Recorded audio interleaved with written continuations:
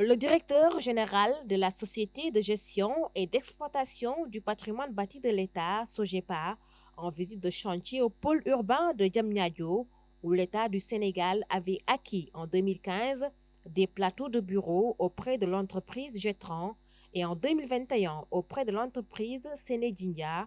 Eliman Pouy a constaté de visu l'état d'avancement des travaux et a ainsi redéfini de nouveaux délais de livraison. L'entreprise Sénéguindia, en tout cas, a montré de très bonnes disponibilités à finir les travaux et au moins avant la fin de ce mois de juillet, 2 bâtiments sur les 4 seront réceptionnés. Et donc, au courant de ce deuxième trimestre, les services de l'État pourront déménager dans ces 2 bâtiments. Pour l'autre bâtiment, avant la fin du mois d'août, ce sera réceptionné et le dernier bâtiment sera réceptionné au plus tard au mois d'octobre. Donc l'entreprise Sénéguindia semble être dans de très bonnes dispositions pour respecter les nouveaux délais contractuels que nous avons convenus avec elle. Par contre, on a moins de visibilité en ce qui concerne l'entreprise Jetran. On a convenu d'une réunion le mardi et l'entreprise va s'engager dans un nouveau délai.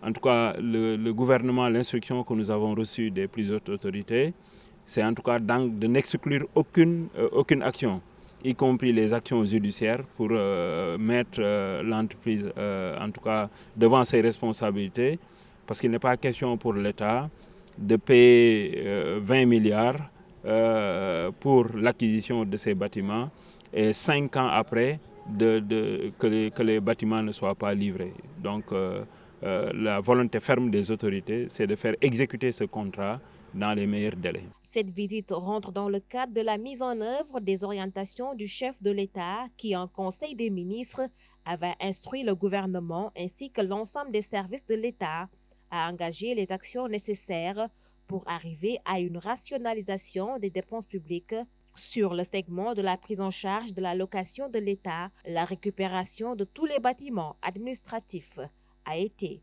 demandée. L'État du Sénégal fait face à des charges locatives annuelles de 16 milliards. Donc vous imaginez que c'est un budget très important.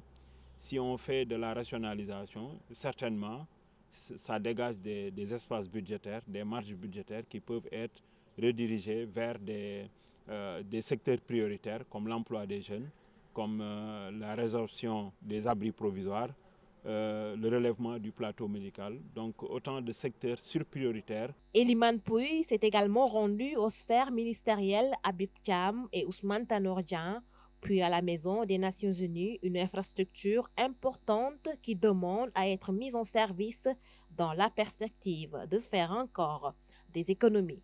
Parce qu'il y a beaucoup d'organes du système des Nations Unies pour lesquels la prise en charge des locations est assurée par l'État du Sénégal.